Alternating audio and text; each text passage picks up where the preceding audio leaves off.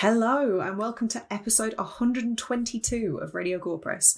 I'm Sarah. Joining me as always is my wonderful, charismatic co-host Philip. I mean, charismatic, not wonderful. Don't You're not thinking you of some dare. other Phil.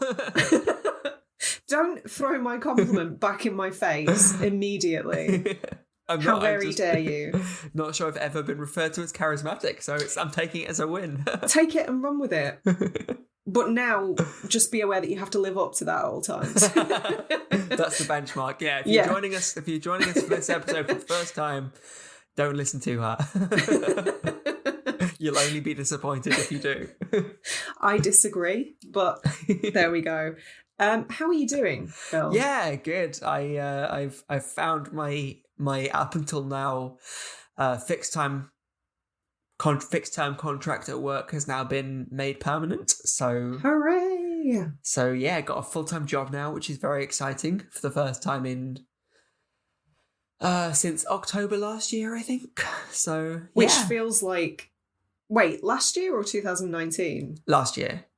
Okay. Yeah. I was going to say that feels like a very long time ago already. Yeah. we talked at length about how time is elastic and nothing means anything anymore, but I mean, that was certainly true. when I can't even remember whether I'm right or not. That was when, I think exactly. Who knows? That's my point. Does that sound right anymore? I can't tell. But anyway, it was because round of applause. I was on. Thank you very much. I was on furlough from like April onwards, and so I'm like, was I working then? Who knows? What year even is it anymore? I know. How are you doing, Sarah? I'm all right. We normally record on a Wednesday. Today's a Friday. It's a Friday, isn't it? So it's not a school night, which means I have a giant, hefty glass of whiskey next to me. To soothe my quite literal sorrows for the film that we're about to cover. We did do a little bit of a switcheroo. We had intended to cover Tetsuo, the Iron Man, which was Rosie's choice. However, those of you in the Discord might already know, but Rosie's decided to take a wee little step back from the podcast just for a little while to see how she feels and how she gets on as she recovers from some pretty gnarly health stuff. Yeah. She'll still be around behind the scenes, I'm sure. So don't be alarmed if you've gotten used to her presence in the Discord. She's gonna be sticking around. But yeah, we felt that it wasn't quite right to cover her choice without her. So we pivoted. We did. And this was your choice, Phil. It was. And I apologise. You should. I'm gonna expect frequent apologies throughout this episode because I only got done crying 15 minutes ago, which we will talk about soon. But yes, this week we are covering 2020's Relic.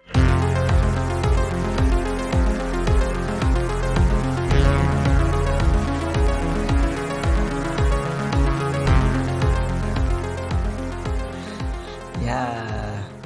And this is all on you. Relic. Yes. When one lick isn't enough. Yes. Is this a sequel? Should I have seen another film prior to this? No, that's Relic. No, it's Bride of Relic. Oh no. Oh, that sounds like the worst franchise ever. Beyond Relic. Which one's in space? Herbert West Relic. No, thank you. So, before we get too far ahead of ourselves, have you got a synopsis for those who may be less familiar with the film? I sure do. This is a pretty well written synopsis because some of them are always surprising. Some of them can be trash, but this one's pretty good. Awesome. When elderly mother Edna inexplicably vanishes, her daughter Kay and granddaughter Sam rush to their family's decaying country home, finding clues of her increasing dementia scattered around the house in her absence. After Edna returns just as mysteriously as she disappeared, Kay's concern that her mother seems unwilling or unable to say where she's been clashes with Sam's unabashed enthusiasm to have her grandma back. As Edna's behaviour turns into shush. This is just more of that charisma I was talking about. There was a bit of dust on my screen that I thought was a full stop. As Edna's behaviour turns increasingly volatile, both begin to sense that an insidious presence in the house might be taking control of her. Oof. Got there in the end. That is a pretty well-written synopsis, yeah. It's not bad, is it? So this was your choice. It was. We were trying to kind of like quickly browse films that we both had access to at short notice, and something that was kind of episode. Meaty that we could sink our teeth into. Because that's the tough thing, isn't it? There's plenty of films we could cover, but you just like, can we talk about that for an hour and a half? Yes. I'm gonna unequivocally say yes. We always manage it somehow. That's true. That's very true. And I have booze today, so try shutting me up. That's all I'm going to say. Increasingly leery as the episode progresses. So can't wait. I'm going to start this by asking you why you chose it. Beyond the reasons, the practicalities that we just talked about, what is it about this film that made you want to revisit it and cover it at length? Because I believe we talked about it a little bit in a mini-sode way back. Yeah, because it's a fairly recent film, and obviously it is. Yeah, spoilers are plenty ahead. So if you haven't seen it, do you recommend going to watch it? It's on Shudder.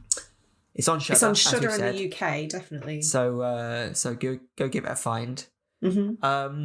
But I think it's one of those horror films that use horror as a vehicle to explore something else. It's not just horror for horror's sake. It's actually using the genre as a medium to explore the human condition in a twee way of putting it, in a rubbish way of putting it. There's going to be plenty of pretentiousness in this episode, I'm sure. And I think that, I tend to really gravitate towards those sorts of movies because it's not just that, like, don't get me wrong, I love horror generally, but a horror that is actually trying to explore something serious, explore quite a serious topic. It's trying to say something. And I figured that hopefully we'll be able to explore that and discuss that in this episode. Oof, I have notes. Yeah. I have pages and pages of notes. I basically wrote a short form essay unintentionally. So this was a second watch for me. I was quite keen to watch it again as soon as you suggested that we cover it. There was no hesitation. As soon as you said that, I was like, yeah, I'm down. Let's do it. Because I felt like there would be a lot to talk about. And as I said, I just got done crying about 15 minutes ago as I had just finished watching it before we started recording. And the main reason for that is that obviously, as you say, it's a horror film that deals with real world, I hesitate to use the word issues, but real world horrors, I guess. Yeah. And in this case, it is Alzheimer's. And having lost both of my maternal grandparents to Alzheimer's towards the end of their lives, fuck me, this was a brutal watch. Yeah. I think more so on second watch. Yeah, I had a similar experience. It was my dad's mum that passed away, and it had a similar experience. It's a hard watch if you've been through that. I mean, it's a hard watch. It's going to be a hard watch, even if you haven't. I'm sure, because it's a very emotional, very emotional, very well acted film, emotion driven film. But I think it's becoming quite a universal experience because obviously, like, modern medicine is kind of keeping humans alive longer than evolution has designed for us. Yeah, of course. So I think it's becoming increasingly common. Like, humans aren't supposed to live to 100. That's ludicrous. We were supposed to top out at like 45, and that was it. So yeah, it's interesting that modern medicine has found a way to keep our bodies alive while our minds fail us, and it's so tragic. Yeah, that I'm kind of amazed it hadn't been explored to this length before in horror. Yeah, I mean, there are films that deal with the kind of Alzheimer's and dementia and stuff. The Taking of Deborah Logan is one that jumps to mind. Oh, that's a great film. Yeah, but that to me feels a lot more literal than this one. This one is kind of using that space quite metaphorically. I don't remember The Taking of Deborah Logan having quite as visceral an effect on me. Yeah, it's a lot more kind of on the surface, I suppose. Yeah. It's about the characters. There's no kind of or little supernatural fuckery going on. It's quite straightforward throughout the most of the movie, you know. Yeah, which is interesting because this one kind of has it all. Like there's figurative, allegorical, literal. There's quite a few interesting layers to it, which I'm quite keen to talk about as we go on. And I believe it's a debut directorial role. Is it really? I think so. Holy cow! I'm gonna second guess myself now, but I'm pretty sure I remember it being her debut. I know the director's name is Natalie Erica James, and she's a Japanese Australian. Yeah. But I will hold my hands up and say I hadn't actually looked at her CV. Well, I think that was because I don't know how you heard of this film. I hadn't seen any trailers, but I heard a lot of buzz on Twitter about how it was, you know, supposed to be very scary, and I was like, actually, that sounds like my sort of jam. I'm really interested in this, and then I saw it on Amazon, and I think similar. Like it wasn't on my radar at all until I heard Nicole mention it on the Twin Peaks podcast. I can't remember if it was her or someone she knows perhaps worked on it. Yeah. Because obviously it's an Australian production. Of course. And I don't know, her description of it just really piqued my interest, and I checked it out and added it to my watch list. And was really kind of... It's a strange one, because I was about to say I was sort of blown away when I watched it first time, but I wouldn't go that far because it was almost exactly what I expected. Okay. If that makes sense. Yeah. Okay. As you say, like from the synopsis that you read out, it doesn't leave a great deal of wiggle room. Like if you read that, you're going to have some pretty accurate expectations of what the film is going to be, I think. Yeah, sure. You're still looking. You're just placating me with and yes, I'm listening to you. From what I've gathered, from what I can see, Relic was her first. It's not her debut per se. It's her first feature-length debut. Feature-length. That's crazy. Everything else she's done before impressive. was a short. And that was why I'm like, that was part of the reason why there was so much. I think there was so much buzz because it's a really, really, really solid debut. I'm kicking myself that we didn't do this in Women in Horror Month now. It's right. We'll just hold on to it for a couple of weeks.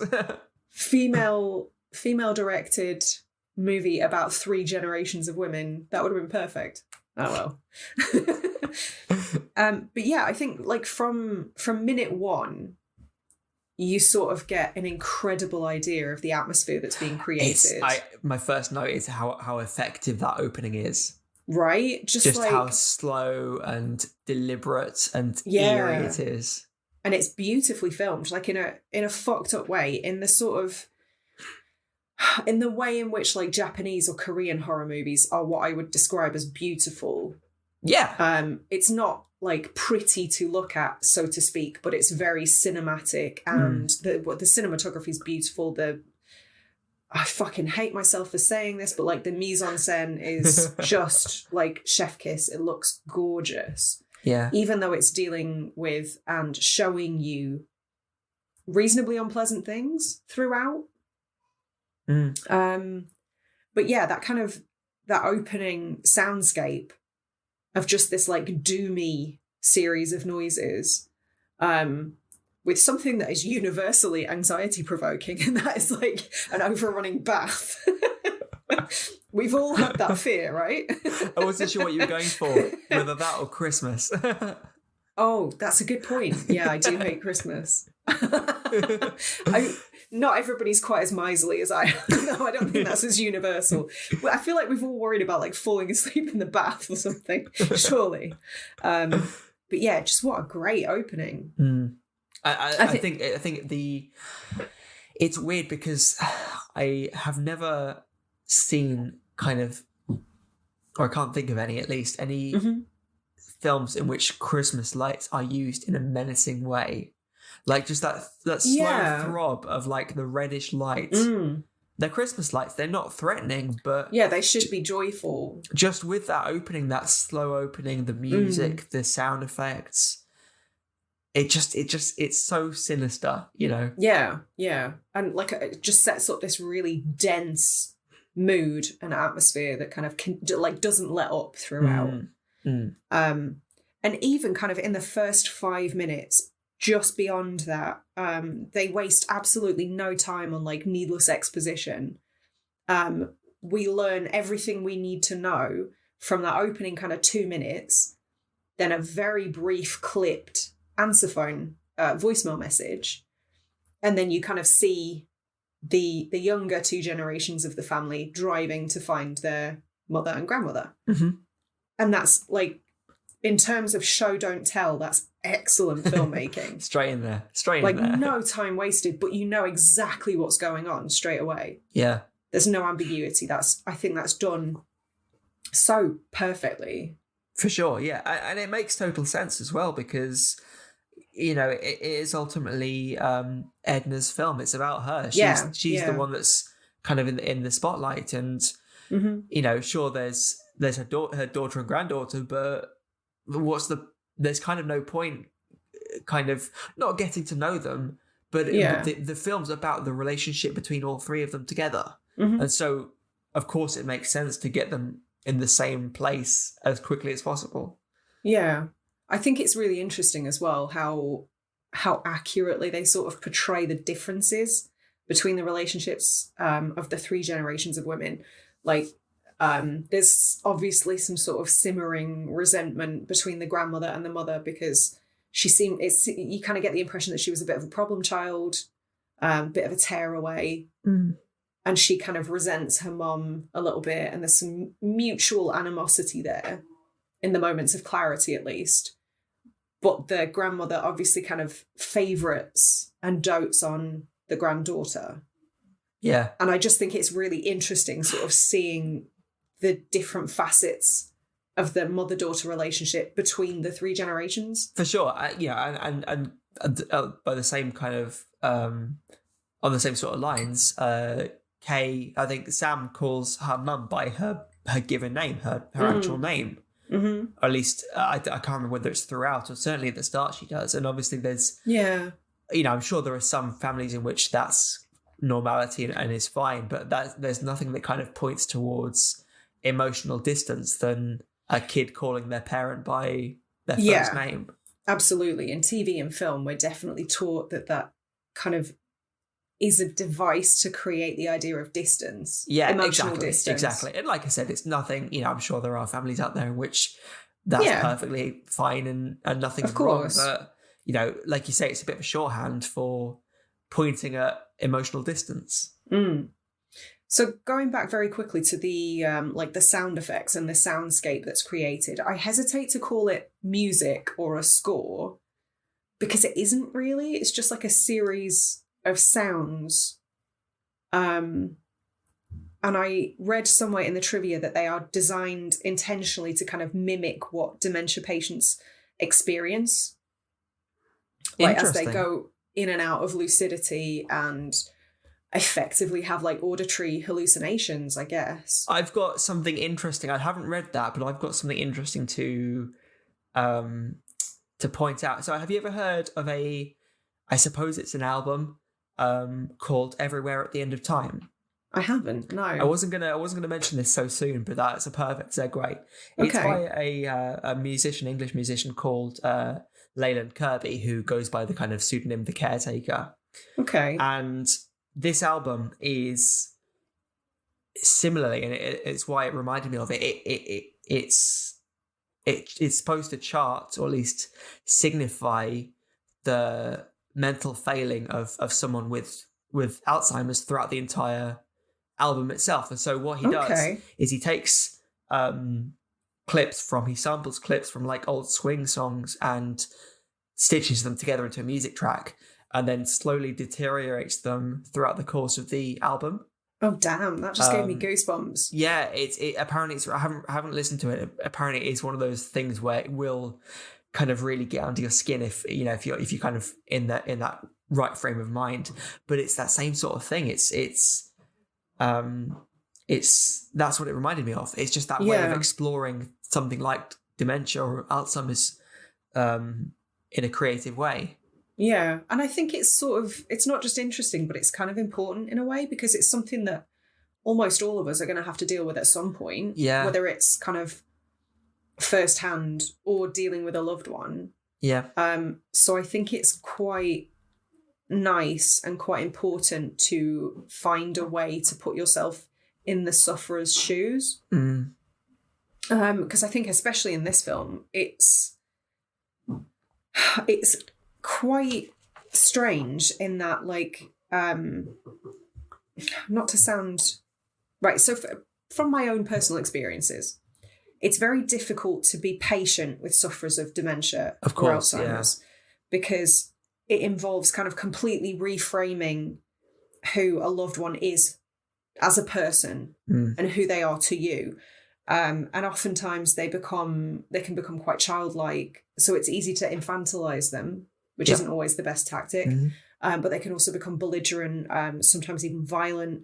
And it's really tough to reconcile that with the person that you've known your whole life and who means a lot to you. So I think anything that we can do to kind of put you in their shoes and create just a little bit more understanding is super important. I mean, that's really interesting. That's the fear, isn't it? And it's, you know, it's why they've taken the direction they have in terms of Edna's deterioration, because they are literally becoming a different person, you know.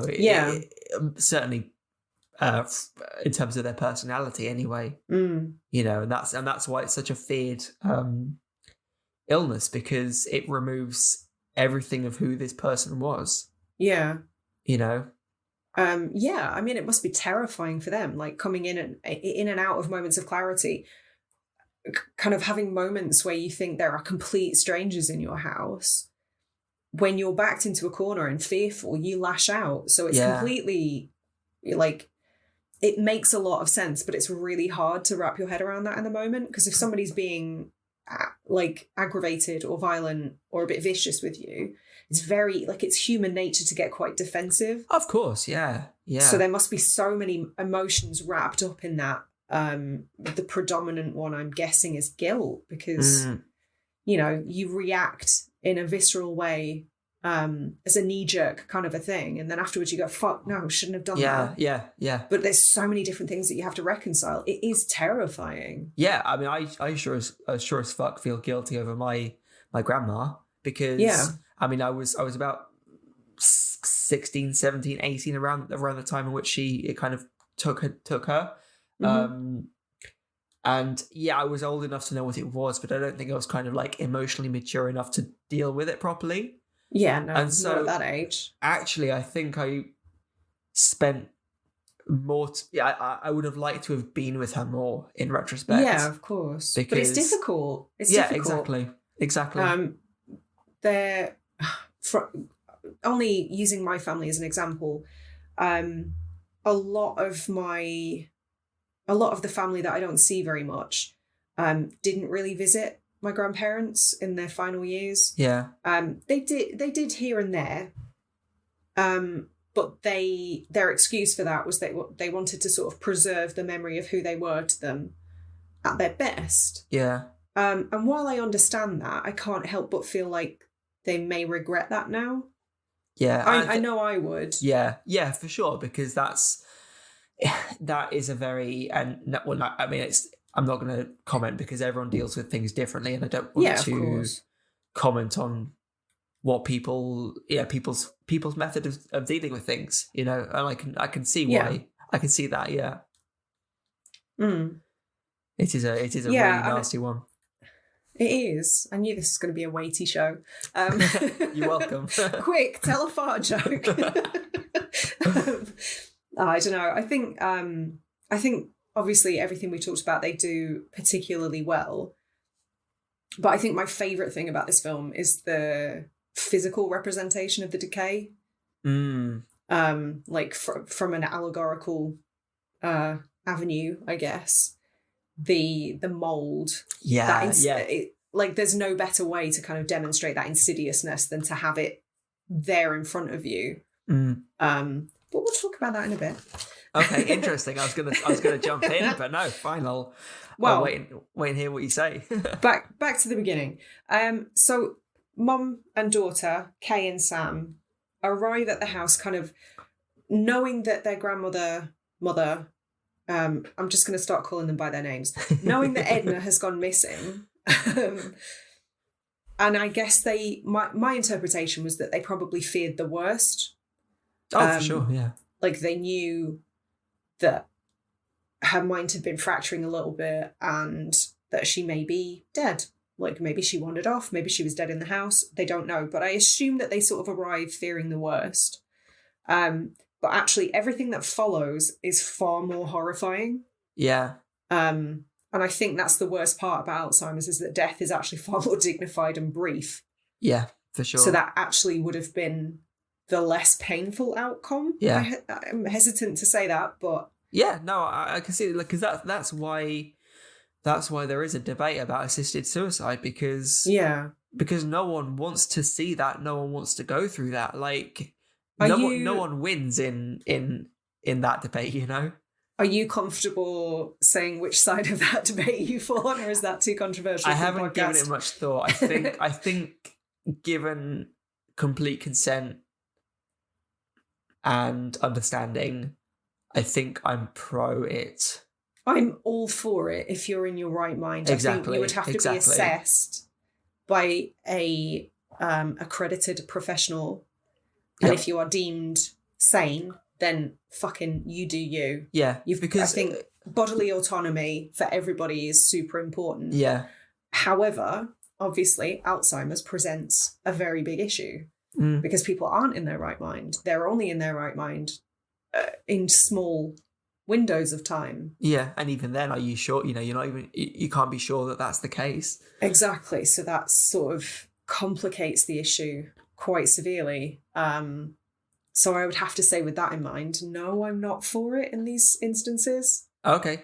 Okay. Well, even so, what happens if someone gave their consent beforehand? Oh, okay. So kind of like if they writing a will.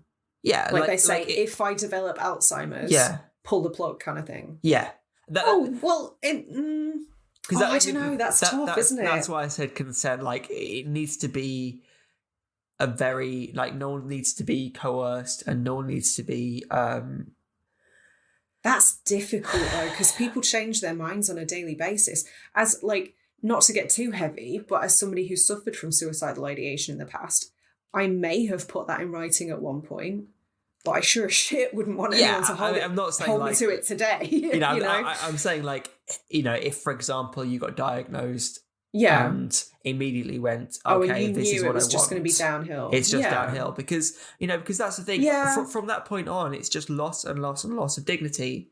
Well, and it's tough, heartbreaking from the person who suffers from it. It's hard. Of course, it's going to be difficult for them, and it's hard for everyone around them. You know? I don't know. I would need to go away and think about that a little bit more. Like, it's very, very easy for me to say this, but ultimately it's not something I'm having to actually properly wrap my head around. I was just about to say, I would like to end that particular conversation by saying I'm very glad I don't have to make that decision right now, because I don't feel equipped. That must be incredibly difficult. So yeah, like, obviously they arrive. After a short time, Edna turns up again in the kitchen, making herself a brew. Mm-hmm. God bless her. With mucky feet. God knows where she's been. Probably in the woods. We don't know. But she seems all right. We don't, you don't know the full extent of it. She seems all right. She's made herself a cuppa. Can't be that bad, right? Mm. Then obviously the health professionals come out the next day, check her out. She's got some quite severe bruising, or bruising in inverted quotes, that she doesn't know how she got there. And they go away again. Mm-hmm. But there is talk of assisted living. Yep. Which again is a very complicated discussion. Yep. And perhaps one that we shouldn't have after the shit we've just covered. So how do you feel about the acting in terms of, as you said, it's Edna's story. Edna is at the centre. Yeah. I don't know the actor's name. I apologise for that. Robin Nevin. I looked her up. So, Jesus, what a performance! So this is the thing. She's a order. She's got the order. I think it's called the Order of Australia, which is That sounds very important. Equivalent of being knighted, right? Wow. It's one of those kind of like titles you get for doing a service to your country. So she's like Australia's version of Judi Dench. Well, this is but what jumped to mind, and again, this is a similar film, not quite as it deals with the kind of growing old in slightly different ways. But this has such a vibe of The Last Will and Testament of Rosalind Lee, in that both deal with like the tragedy of growing old, whether it's failing mental health or the increased loneliness and isolation. Oh man, so like I was going to say they would make a really good double bill, but I couldn't you'd be deal with it. By the end of it. But both have as their core characters a incredibly well respected female actress. Because obviously there's Robin Nevin in this one, and I will say though, Vanessa Redgrave was only the voice of Rosalind Lee. Yes, sorry. But what a voice! Yeah. In terms of like the woman that goes through the... I know, I'm just being a pedant. Shock really? You've known me how long? This shouldn't come as news. But the point is, she's such a well-respected actress. She's kind of had roles with Geoffrey Rush, with Cate Blanchett, with all sorts of really kind of well-known Australian actors and actresses. And this sort of role must be so difficult to execute well. Well, not only to execute well, but to even land.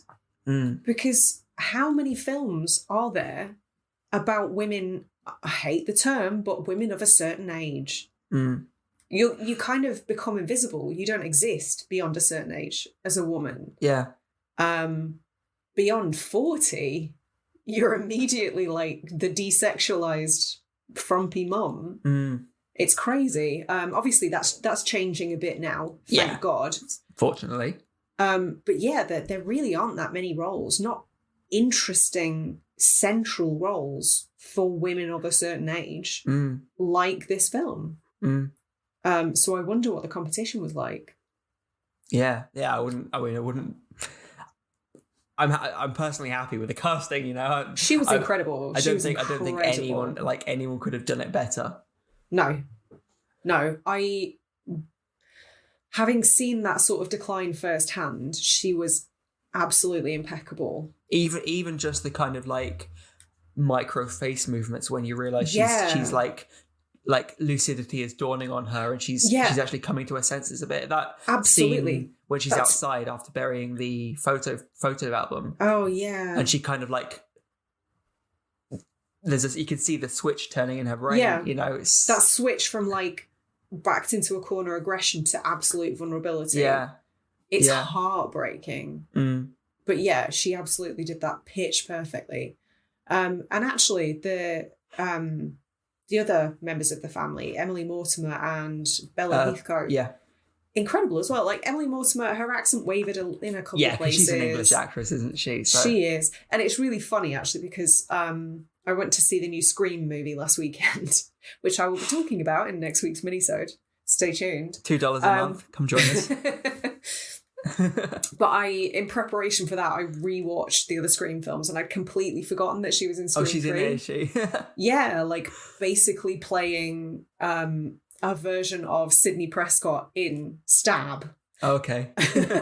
And it was really weird seeing her as this like far younger ingenue sort of wide-eyed character, and then to this like this jaded sort of Australian woman. Do you want an even worse like whiplash moment? Go on. I know of her more from Mary Poppins Returns.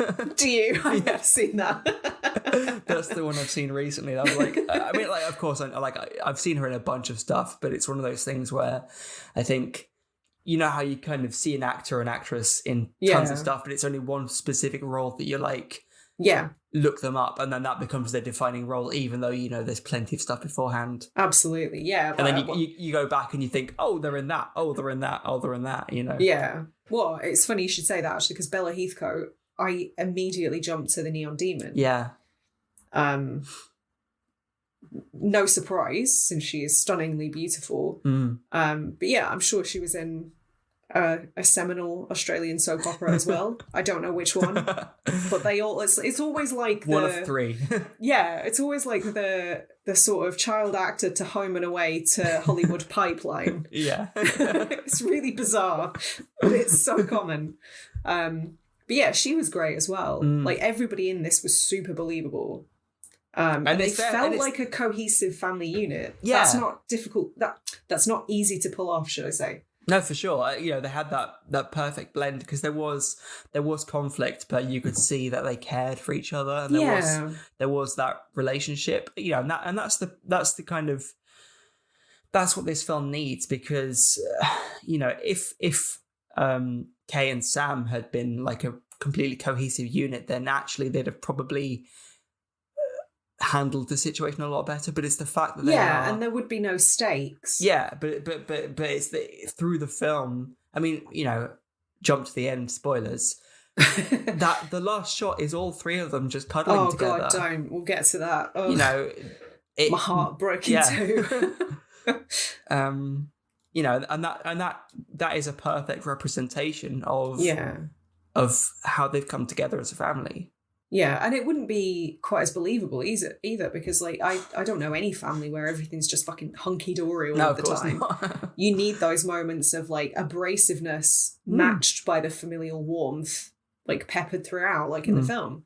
For sure. That's what makes like a believable on-screen family. And I thought that was just done.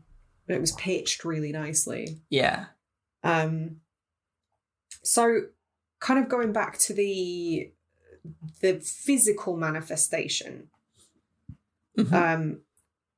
Everything in this film is both literal and figurative, or allegorical. I love it. But I don't think I'd really fully grasped the genius of that until this second watch, which I was really grateful for, actually. I enjoyed it first time, but this one, like, it really solidified it as just a very, very impressive film on this watch. So Edna, obviously, in terms of like the most obvious examples of this, Edna is isolated both in her own home and her own mind. The rot or the mold, I don't know what we're going to call it. I've got mold down on my notes. The mold, the mold kind of, it takes hold of the house as the proverbial rot, so to speak, ruins her mind. And like the ending is kind of a physical manifestation of what's inside her. Yeah. Coming out to the surface. I'm not going to, like, obviously, we all know what happens at the end, spoiler alert, but we'll get to that later. But it's sort of, it's done in a very obvious way. Obviously, the mold being representative of her mind kind of slipping away from her memories and her lucidity literally rotting, so to speak.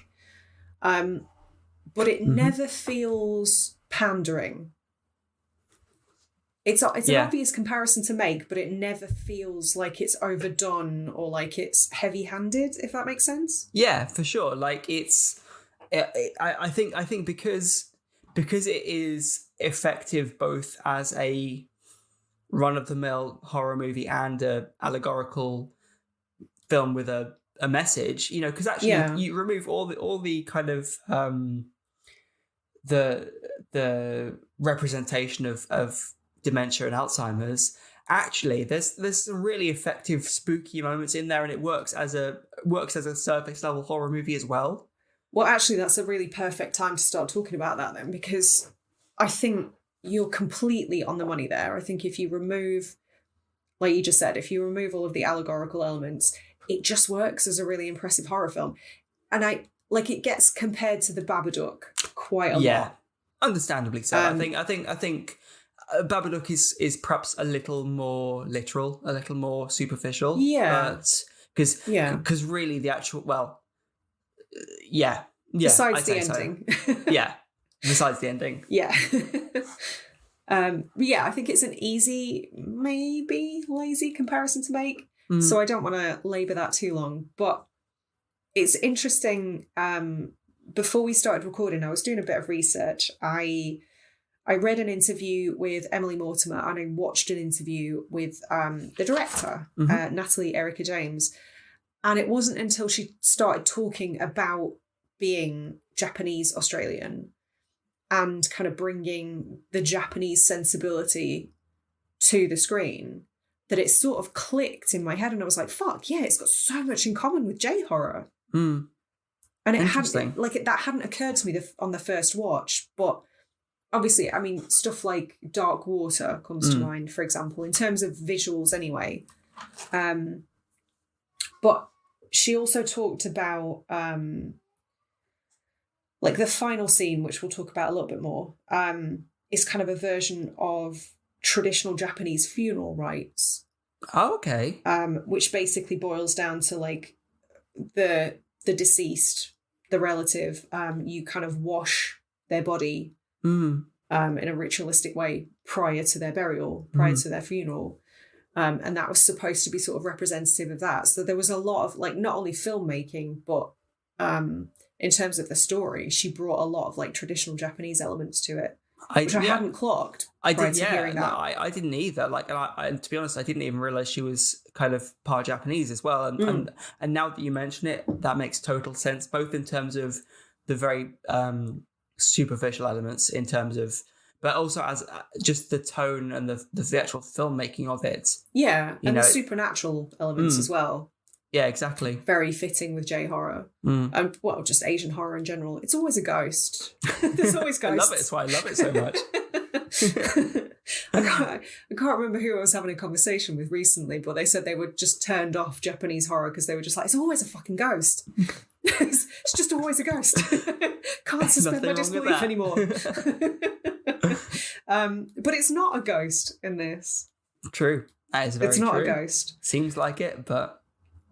I guess you could argue that there is a haunting in a matter of speaking, but certainly not in a literal way. Yeah, and I think it's complicated, like you say, by the fact that it is kind of part allegorical, part it's part physically happening in this house, and also part allegorical. You know, it muddies the water a bit, but I think it's all the better for it.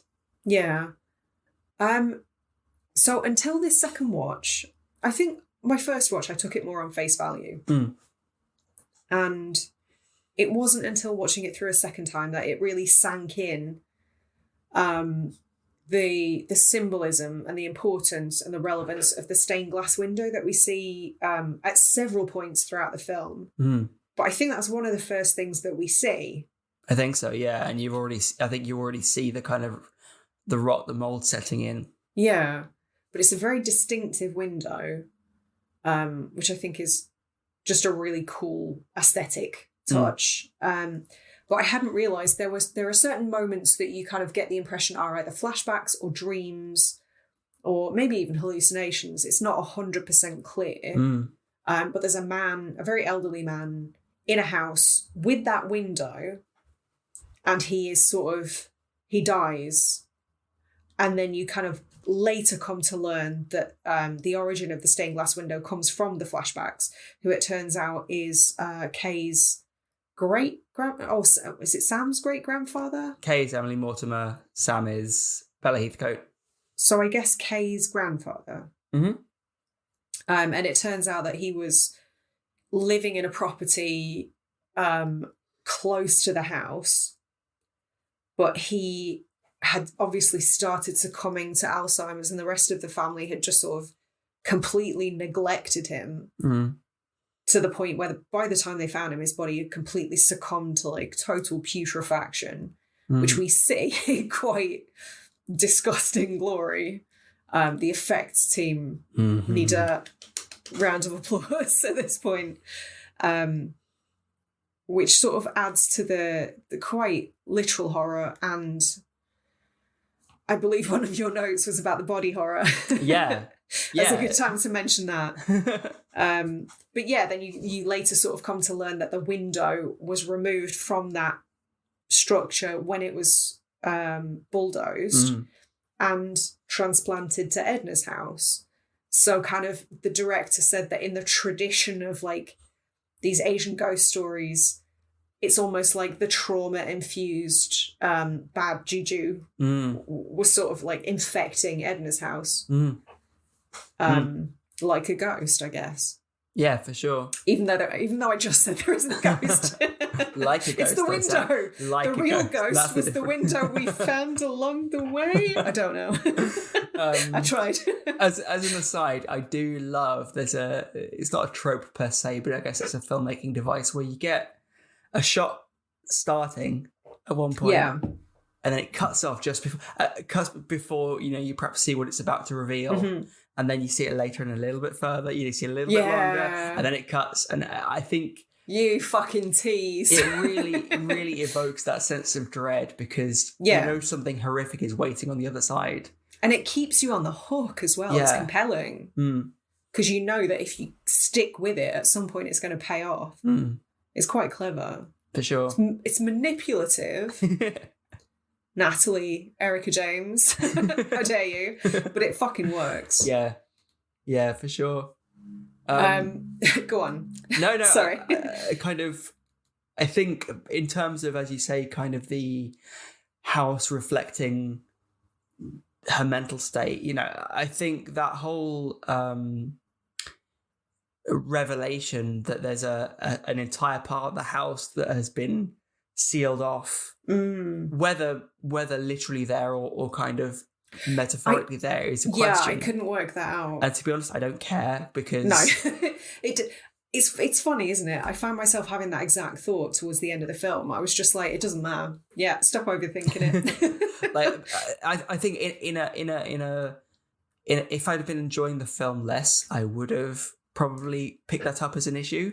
Yeah. But because the film is so well executed and because it does kind of constantly blur that line between what's real and what's just a representation, then it does it so well. But I just love it because it's the house increasingly seems like Edna's brain, right? Yeah, like almost like it's the fourth character in the film. The characters as well. get lost inside. She's getting lost inside her own brain in the same way that she's getting lost inside her own house. Yeah, and also the other like Kay and Sam are kind of so consumed by what Edna's going through and how they're going to proceed with it that they're sort of lost inside her own brain as well. And it's great because it's a perfect way of doing it because what is a house if not a collection of everything you've accumulated over the years? Yeah, an extension of you. Yeah, like it's, just in the same way that a house is filled with all your stuff, your brain is filled with all your memories, and having the characters exploring that and getting lost, all of a sudden they're experiencing perhaps what Edna is going through mentally. Yeah.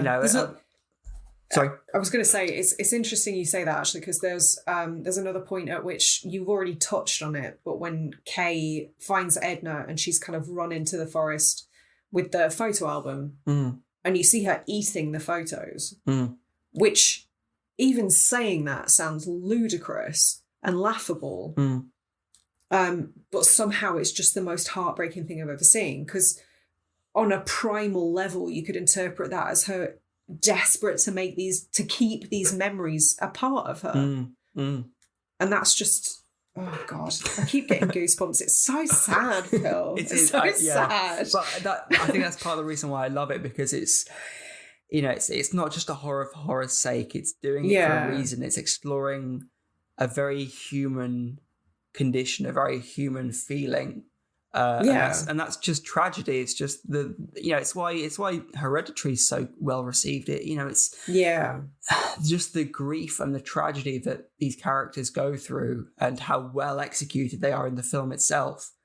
They're not just, it's not just a film. It's not just scary for scary's sake.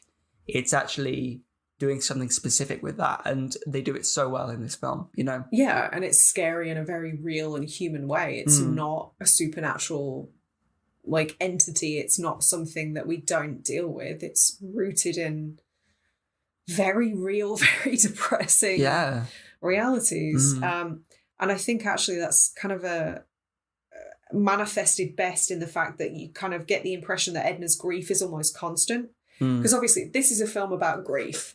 For sure. Yeah. At its heart. And it's kind of easy to sort of say it's Kay and Sam's grief at having to mourn somebody who's still alive, which is just a horrifying prospect. But actually, I think, as you said previously, Edna is the heart of this film.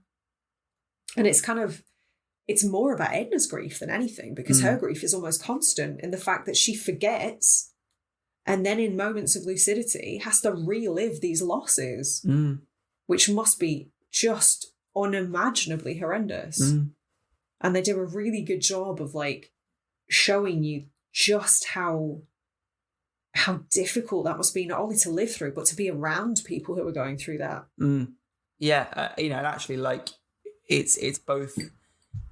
I mean, we've kind of just reiterating what we said before, but they do it both literally, like the fact that Edna gave Sam her ring as a heirloom, as a gesture and then forgot and then got convinced that Sam was trying to steal from her. Like that itself is heartbreaking enough, let alone the actual whole house becoming this representation of her mental state and twisting and turning around itself as she gets more and more confused and with the mold setting and more in, you know. That was kind of heartbreaking as well, because like Sam sort of reacts viscerally. She rips the ring off and throws it at her and says, just have it then. And like you can almost see the instant regret on her face. The acting is so brilliant in this film. You can just see like, fuck, I shouldn't have done that. But it's so difficult because you've got to toe the line between being understanding but not kind of losing yourself to this disease. And Jesus Christ, it's just... This is like a Greek tragedy. I think as people, like, we get, obviously there's a way of acting. Everyone knows the way you should act in society, the way you should act with other people, you know, and you have what kind of 60, 70 years of having that. The only time that you don't is when you're dealing with someone with Alzheimer's, or you're dealing with like a newborn or a toddler. Baby, and these two circumstances are the only kind of ways in which people frequently come into contact with someone who doesn't act like the way you in inverted commas should, and that's because the way that is societally drilled into and that's because they can't, and so it's no wonder that people react badly, because it's like you've had so many years, decades of getting to know how people act in certain circumstances. Yeah, this conditioned version of a person who acts the way they're supposed to, and then being faced with unpredictability and, you know, kind of just having a very egocentric reaction, you know, someone having a very egocentric, you know, talking about, you know, wanting something for themselves or whatever. How do you respond to that? Well, you know? So what you're saying is eat trash, do crimes, be free. And then nobody will expect anything of you towards the end, because you'll be so wildly unpredictable that it won't matter. I think you've just solved this movie. If only basically, basically, if Edna had just been like, I'm a raccoon now, and everything is fine.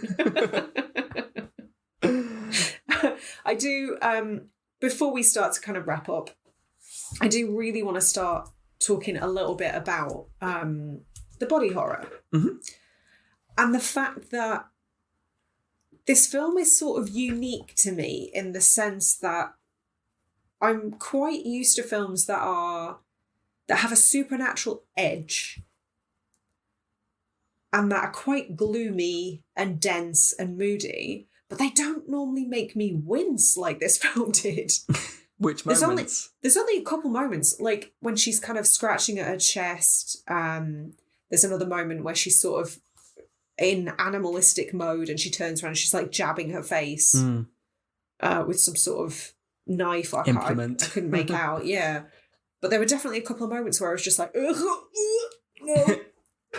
And that's really rare in this type of film, I think. I think those sort of films are only effective because of the dread the film has managed to convey elsewhere. Like, in isolation, I'm sure you wouldn't have minded that much, but because because it's certainly not extreme. Yeah, exactly. And because the whole feeling of the tension, the dread is just so pervasive that it really makes these moments hit hard. And perhaps like the attachment to the characters by that point as well. Yeah, and that too. Like there's so much suffering in this film. It's just like, I just want to give everyone a hug. Oh my God. And I think, and it's something I noticed as well. I think this is the third time I've watched it. Is it really? Yeah, I watched it once because I knew it was a good film. It had been recommended. Then I was like, I'll watch it with a friend. We're like, we need to watch this together. Yeah. On like a horror film night. And then now. But I'm not sure I noticed it or picked up on it quite as much. But when there's a close-up of like the great granddad's body or whatever in the cabin, there's just before a cutaway, I think it's the first or second time you see the eyes just move slightly, just twitch over. I'm like, no. I hadn't picked up on that, but such an effective moment, and it just happens and then cut away. Like you're left wondering if you even saw it in the first place. You know, give the editor some sort of award. Yeah, I love those sort of moments. Yeah. So I guess now is the perfect time to talk about the ending. Mm-hmm. How do you interpret that? On the most basic level, how do you interpret the ending? Because obviously Kay and Sam are their grandmother Edna has become completely animalistic, completely primal at this point. She's basically become kind of akin to what we see as like these demonic creatures in films of this type traditionally. She's become a threat. Mm-hmm.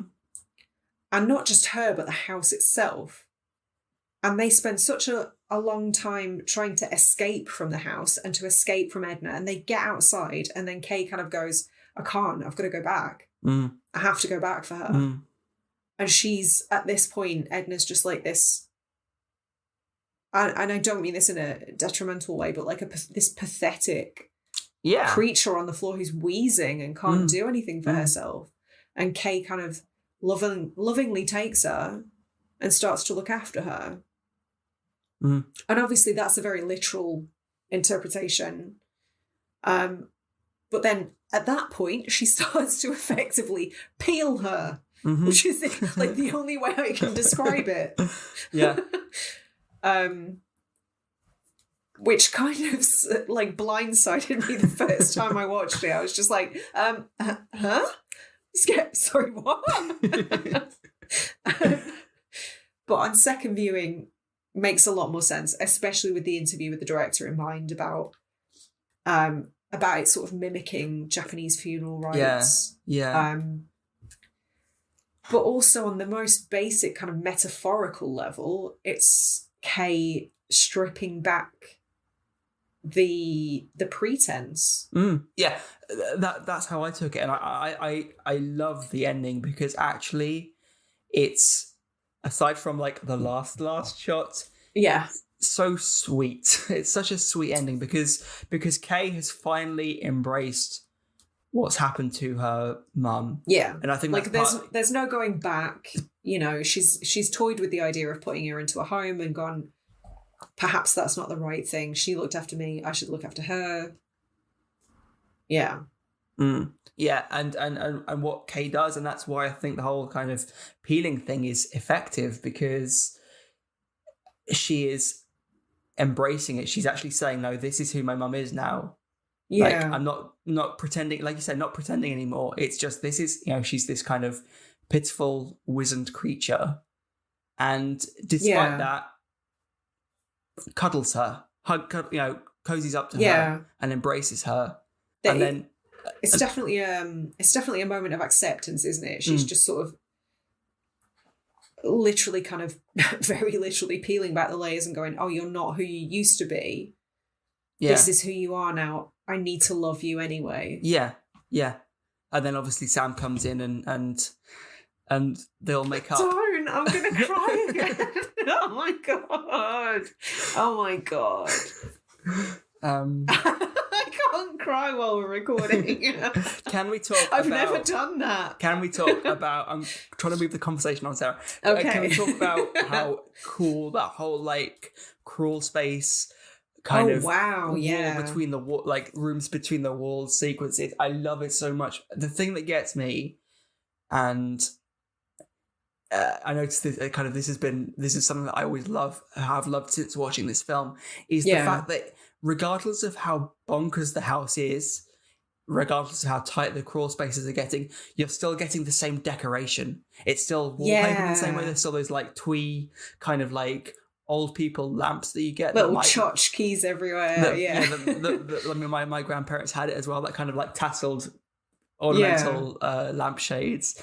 And I just love how effective it is, because it really echoes how... I mean, it's uncanny. It's kind of like the house equivalent of the Uncanny Valley, right? It's so close to looking like a house, but it's just twisting and turning around itself, which I think is why it's so effective. Yeah, it's like it's at once familiar and terrifying. Exactly, and all of a sudden, kind of, Sam's there in this a coffin, effectively. Like, she's become so trapped in this house that's been constricting around her.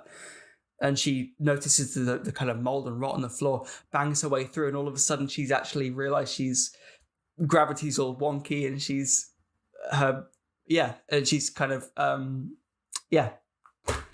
I guess that's how it would feel, right? Is to sort of feel trapped and claustrophobic. Oh, for sure, yeah. It's really effective, but it's perfectly done. It's such an effective way, because, especially when they venture through into like the back rooms, and I actually wrote the back rooms in my notes, because I don't know. Have you heard of the actual like back rooms themselves? In what sense? It's a bit of like one of those internet kind of creepy no. stories. It comes from an image of like an office space, and it's completely empty. There's like pillars, I'm sure you've seen the type of room it is. It's just like, the whole thing is lit with a yellow neon light. And the idea is that this is the back rooms, in inverted commas, and it's just endless, infinite rooms of this nature, with this constant like buzzing of fluorescent lights overhead. And gross. Yeah, for sure. Like it's a really effective image. But it just had that same vibe. It was kind of like the kind of old people's version of that, in that it's still the same recognizable features that you're familiar with, the same lampshades and stuff, but it's just wrong. Wrong, yeah. Yeah. I do really like that last moment, because it's sort of, as an extension of that, I guess you kind of go from them feeling trapped and claustrophobic and just defeated by this thing to choosing to go back in. And then immediately, as soon as they choose it, the terror is kind of deflated. Yeah, and it sounds silly because it's entirely hypothetical, but I'm sure if the director wanted to, she could have shown a shot of the characters going to try and visit the back, those kind of like a bit of the house, and it doesn't exist anymore. And that's like it becomes very on the nose at that point. But like you say, it's that acceptance. It's the acceptance of reality, and all of a sudden, once that acceptance has happened, then it's far less scary. There's no conflict. And daunting. Yeah, exactly. Yeah, exactly. Yeah. And also, going back to the effects very quickly before we wrap up, the Edna in her final form, in inverted quotes, was completely animatronic. I know, right? That blows my mind. I read that and then watched that scene. I was like, wait, no. As if. But like, even down to the breathing mechanism, because apparently in the interview that I watched, they had gone to great pains to make it feel so real that they didn't want to risk it falling apart in that final moment. Of course, so they obviously took such intense care to make it look as real as possible, so that it still landed with as much emotional weight as they'd hoped it would. And I think they fucking succeeded. Yeah. I mean, I the fact that I didn't even pick up on the fact. No, I didn't. You can look at it and you think that's far too like small to be a human in a costume. Yeah. Because usually you can tell by the proportions and stuff, but yeah, it's so frail and so wizened that you're like, that can't be an actual human in there, but it looks real, and so I can't imagine it's CG. And mind blown. Yeah, so effective. Excellent work. And I think good filmmaking too. I'm sure they had to take very great pains to light that in such a way so that it becomes it's still kind of obscured and you don't really notice it. But I'm sure if they'd shot it in the wrong angle, it would have looked very very inconsistent. The Funhouse, I'm looking at you. Rick Baker's poorest work to date. No. So I'm about done. Do you have anything you want to say to wrap up? Do you want to do the usual spiel? Would you recommend it to anybody?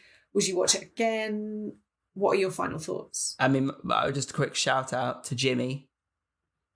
Love him. Best character. Yeah. I think it was just, it was nice to see a actor with Down syndrome centered. He was actually lovely. Yeah, and actually the Down syndrome actually not playing that integral of a part. It was just him. Like it's interesting. It's interesting you say that, actually, because I did make a note that I didn't get to, and that is that at one point Edna used the R slur. Yes, yeah, and you could see the inner turmoil on Sam's face as she, like, instinctively went to correct her, and then went, "No, it's not worth it. She's not with it."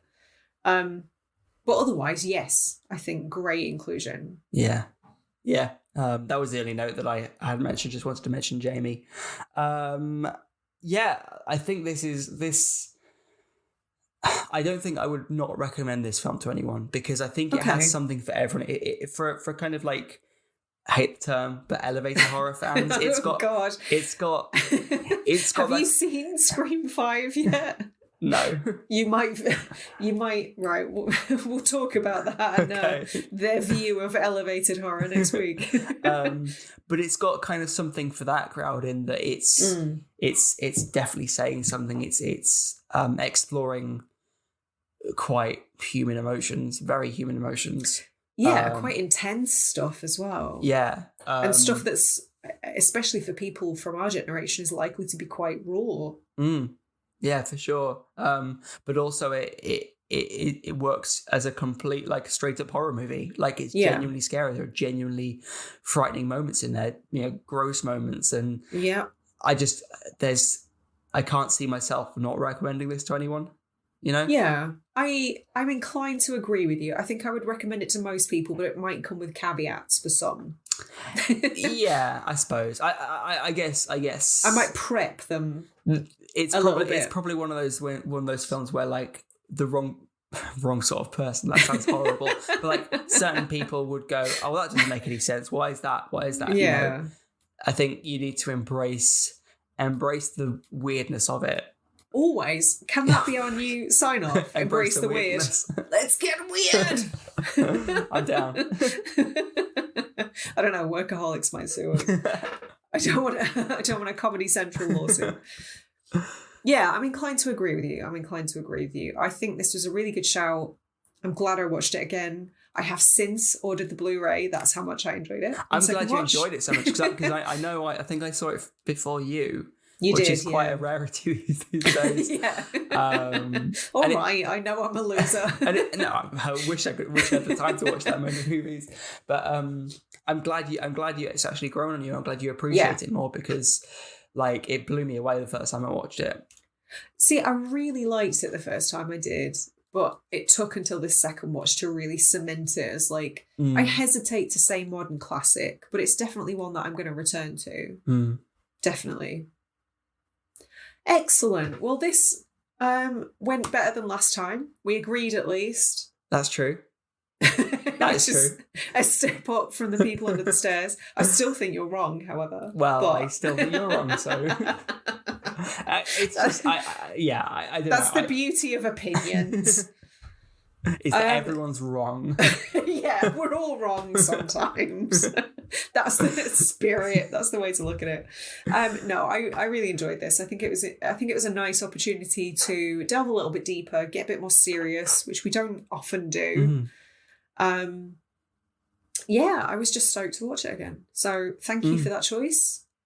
You're welcome. I am sure I will torture you with my choice next time. I can't wait. They can't all be winners. But until next time, that's a wrap for us. So follow us on social media. Come and say hello. Give us a review on your podcast platform of choice, even if it's a terrible review.